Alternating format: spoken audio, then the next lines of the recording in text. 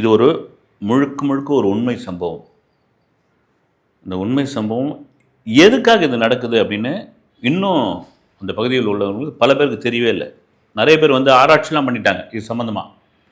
ஆனால் எதுக்கு இதுக்கு நடக்குதுன்னே தெரியல. அது என்னன்னுக்கு போகிறதுக்கு முன்னாடி பொதுவாக நம்ம ஊருக்குள்ளேயே எங்கேயும் வேணாலும் பார்ப்போம். நம்ம வந்து ஒரு கடை முன்னாடி ஒரு மாடு வந்து நின்றுச்சுன்னா என்ன பண்ணுவோம், அது ஒரு டவுன் மாதிரியான ஏரியாக்களில் வந்து எங்கே வேணாலும் அதை வந்து விரட்டி விடுவாங்க. ஒரு கடை முன்னாடி மாடு படுத்துருச்சுன்னா முதல்ல எழுப்பி விடுவாங்க. அது ஏந்திரன்னு ஒன்று வந்து அந்த மாட்டுக்கு பயந்துன்னு உள்ளே யாரும் வாடிக்கையாளர் வரமாட்டாங்க. இல்லை தான் அந்த மாடு வந்து அங்கே சாணி போடும், சிறுநீர் கழிக்கும்.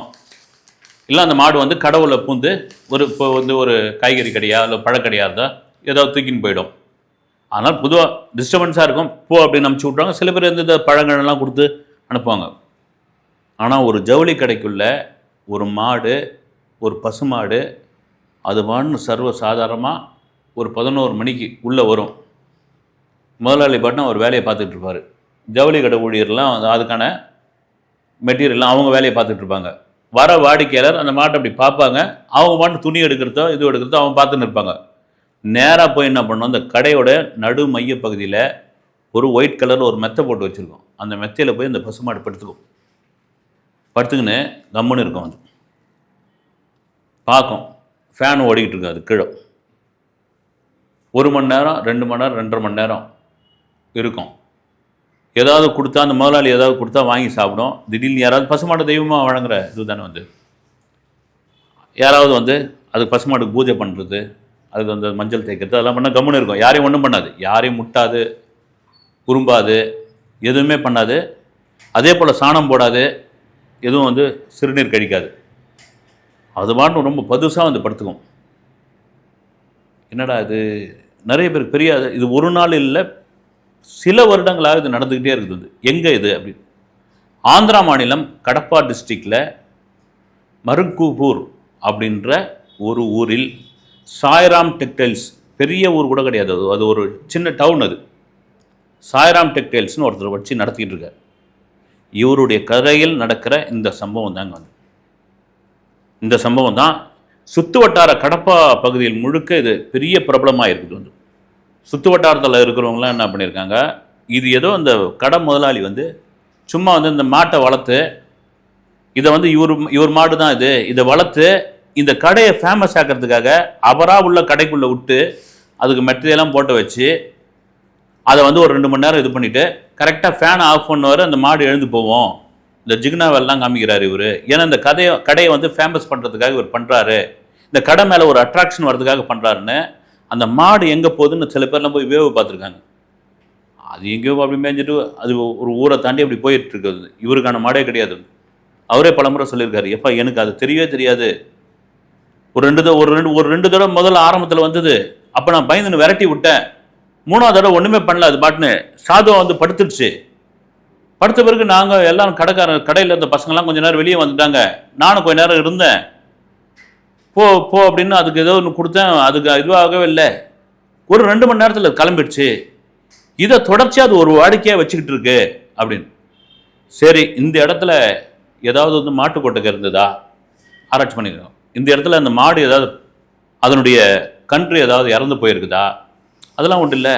அது அந்த பழசம் மறக்காமல் இந்த இடத்துல வருதா, அது ஒருவேளை அந்த மாட்டோட கன்று இறந்து அந்த இடத்துல ஏதாவது பச்சு வச்சுருக்காங்களா அப்படின்னு அந்த ஊர் பெரியவங்கிட்ட சம்மந்தப்பட்டவங்கலாம் போய் கேட்டிருக்காங்க. அந்த முதலாளியே போய் கேட்டிருக்காரு.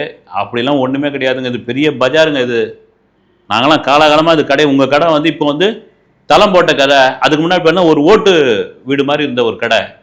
இங்கெல்லாம் மாட்டுக்கொட்டையெல்லாம் கிடையாது, மாட்டுக்கொட்டையெல்லாம் வெளியே கிடக்குது, இங்கே கிடையே கிடையாதுன்னா இவருக்கு பெரிய அதிசயமாகிடுது. சரி, இது சம்மந்தப்பட்டவர்கள், இந்த விலங்கு சம்மந்தப்பட்டவர்கள் ஆராய்ச்சி பண்ணுறவங்க அவங்களையும் கூட்டின்னு வர்றாரு. கூட்டின்னு வந்து அவங்க கண்ணெதிர்க்கே பார்க்குறாங்க. அவங்க வீடியோவும் ஷூட் பண்ணுறாங்க. இந்த பசு மாடு அது பாட்டுன்னு வருது, கடை உள்ள போகுது. கடையில் இருக்கிற 2 அந்த அம்மா அவங்க வந்து வேலை பார்த்துட்டு இருக்காங்க.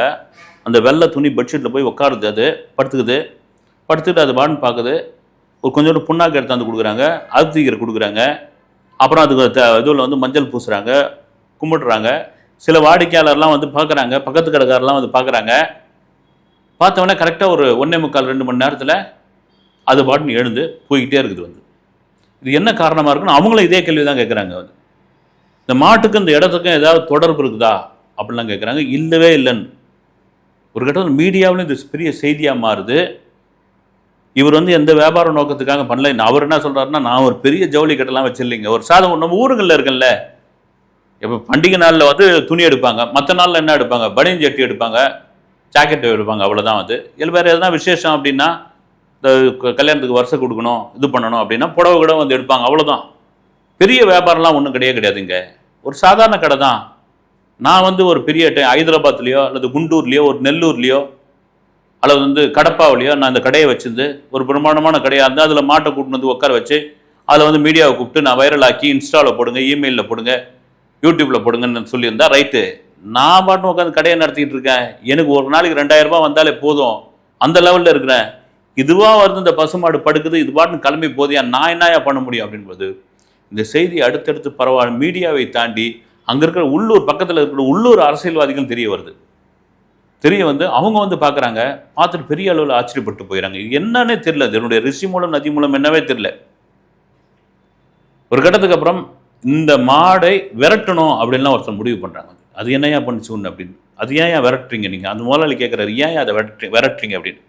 ஏன்னா அது படுத்துக்கிட்டு இருக்கு, இங்கே ஜவுளி துணி எடுக்கிறவங்க எடுத்துக்கிட்டு இருக்காங்க. அதை அப்படி தாண்டி போய் 8 முழம் செலவு வேணுமா 6 முழம் செலவு வேணுமான்னு கேட்குறாங்க. அப்புறம் இந்த பனியன் ஜட்டி வேணுமான்னு இந்த பக்கம் கேட்குறாங்க. அது பாட்டு நடந்துகிட்டு இருக்கு. ஆனால் இந்த பசுமாடு எதற்காக வருகிறது என்பது இன்றைய வரைக்கும் தெரியவே இல்லை. அது ஒரு பெரிய புதிராகவே இருக்குது. அத்தனை ஊடகங்களையும் அது செய்தியாக மாற்றப்பட்டது. அதே சமயத்தில் இந்த கடை பேர் இப்போ என்ன ஆகி போச்சு அப்படின்றாரு அந்த கடை ஓனரு. மாட்டுக்கடைன்னு ஊர் முழுக்க மாட்டுக்கடையாக பேர் ஆகிப்போச்சு. இதெல்லாம் மீறி நம்பிக்கைன்னு ஒன்று இருக்குல்ல. அப்போ அந்த முதலாளி என்ன சொல்கிறாரு, அந்த மாடு தினமும் வரும், ஏதாவது ஒரு நாள் அது வராமல் போயிட்டா என் வியாபாரம் சுத்தமாக படுத்துகிறோம். இது அவருடைய நம்பிக்கை. அது உண்மையாக கூட இருக்கலாம். என் வியாபாரம் சுத்தமாக படுத்துகிறோம், ஒன்றுமே இருக்காது, யாரும் எதுவுமே எடுக்க மாட்டாங்க, அதனால் அந்த மாடு எப்போ வரும்னு நான் எதிர்பார்த்துட்டு இருப்பேன்.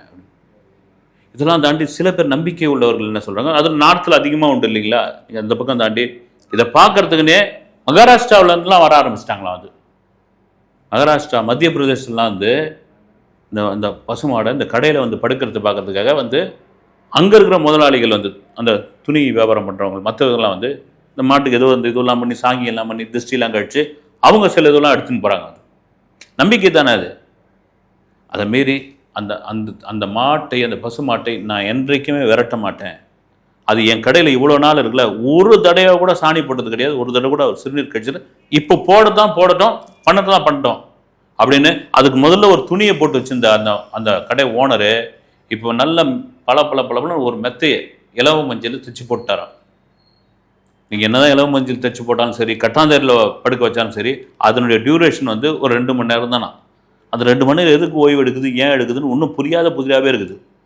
அது பாட்டு சர்வ சாதாரணமாக போய்கிட்டே இருக்குமா. இது என்ன காரணம் ஏது அப்படின்ட்டு புரியவே இல்லை. இப்போ என் வியாபாரம் ஓஹோன்னு ஓடிக்கிட்டு இருக்கு, இந்த இடத்த விட்டு நான் போகவே மாட்டேன். அது ஏதோ சொல்லுவாங்க ஊரில் இந்த கோவில் இடம், இந்த இடம், அதுமாரி ஏதோ ஒரு பகுதிக்கான மொத்த இடம் அந்த கடைகள்லாம் எனக்கு ஒரு நல்ல விலை கொடுத்தா கூட நான் வாங்கிக்கிறதுக்கு ரெடியாக இருக்கிறேன். இந்த பசுமாடு என் வாழ்நாள் முழுக்க வந்துக்கிட்டு இருக்கோம், என் சந்ததிகள்லாம் கூட பார்க்கணும், இதனுடைய கன்றும் வரணும் அப்படின்ற அளவுக்கு ஒரு அதீதமான நம்பிக்கையை தாண்டி அதுக்கு எங்கே இருந்தப்பா என்ன குணம்னே கண்டுபிடிக்க முடியல, ஏன் வருதுன்னே இது வரைக்கும் புரியாத புதிராக இருக்குது. வந்துட்டு போட்டோம் அப்படின்னு எல்லாம் நம்ம மனிதன் மிருகம்னு பிரித்து பார்க்குறோம்ல, அந்த மிருகங்களுக்கும் மனிதன் மாதிரியான ஏதாவது ஒரு சம்பவங்கள், ஒரு உண்மைகள், ஏதாவது ஒரு காரணங்கள் கண்டிப்பாக இருக்குங்க. நம்மளால் சொல்ல முடியுது, வாயை திறந்து அதை சொல்ல முடியல, எது இருக்கலாம் மேபி. அதுதான் அது வந்துட்டு போகுது. அதை தாண்டி நம்ம எல்லாம் பார்த்து பயப்படுற ஒரு விஷயம், நம்மளாம் பார்த்து விரட்டுற ஒரு விஷயம், நம்மளாம் பார்த்து இருக்கிற விஷயம் அப்படி ஒரு அந்யோன்யமான ஒரு விஷயமாக மாறுகிறது என்றால் அது பெரிய இயற்கையும் இறைவனும் கொடுத்த ஒரு பெரிய அதிசயம் என்பதால் மாற்றுக்கிறது இல்லவே இல்லை. அடுத்த வீடியோவில் சந்திக்கிறேன். நன்றி.